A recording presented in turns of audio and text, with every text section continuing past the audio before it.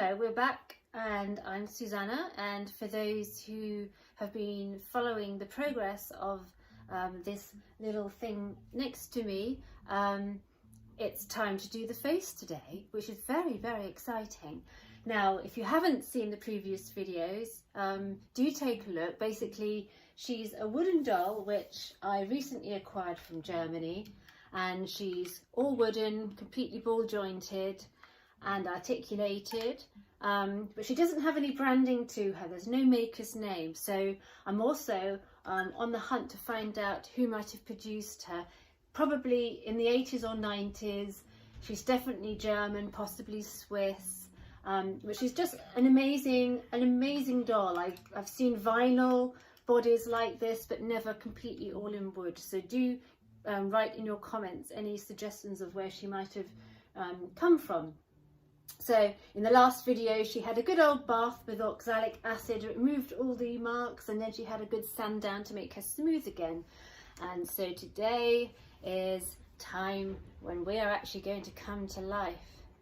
Now, the previous owner felt that she was just going to keep her in the same raw state, because she told me she was a little bit afraid to do anything with her, because the doll was probably quite unique and rare, but I just feel she's had her time, you know. She's had a long time just being like this, and she's a doll. Dolls need character, they need names, they need to be loved, they need to go on adventures and have stories. So I really do feel it's time now to bring her to life. So I don't have any qualms about transforming her, but we're going to keep a quite happy medium.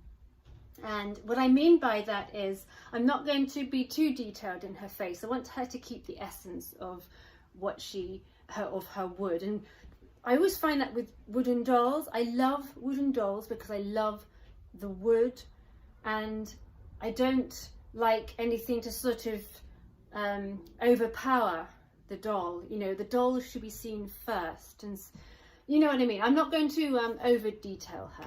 So if you are familiar with Sasha dolls, you will be familiar with Sasha Morgenthaler and her studio dolls.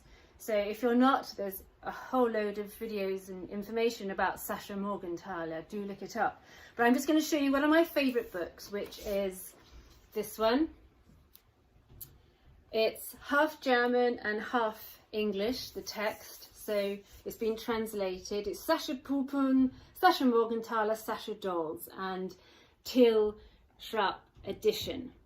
Now inside it focuses on Sasha's earlier dolls, not her later production dolls, but her earlier one-of-a-kind studio dolls which she made in her studio.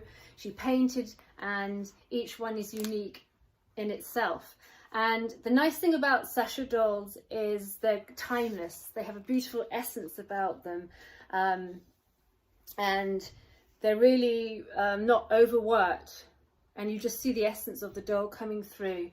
So we've got some beautiful illustrations here of some examples of how each doll was unique, yet sort of similar in their own right. She didn't overwork the faces, and here's a particularly lovely doll in the back here where the eyes are merely just sketched on. So you've got the whole sort of rawness of the doll coming through, and that's great inspiration for me because I want to sort of retain her essence.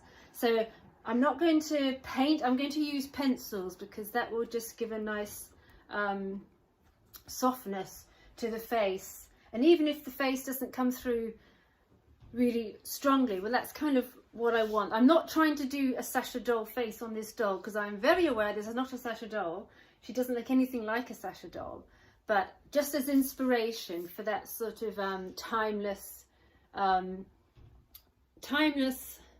sketching, I'm going to use that as my inspiration source. So I've got some pencils, and we'll see how we get on. I'll take a few photographs as I'm going through, and she'll come back to you slightly different. So here's the last little look of her as she was, and we'll see who she becomes once she's got her face. So thank you, and we'll get back to you.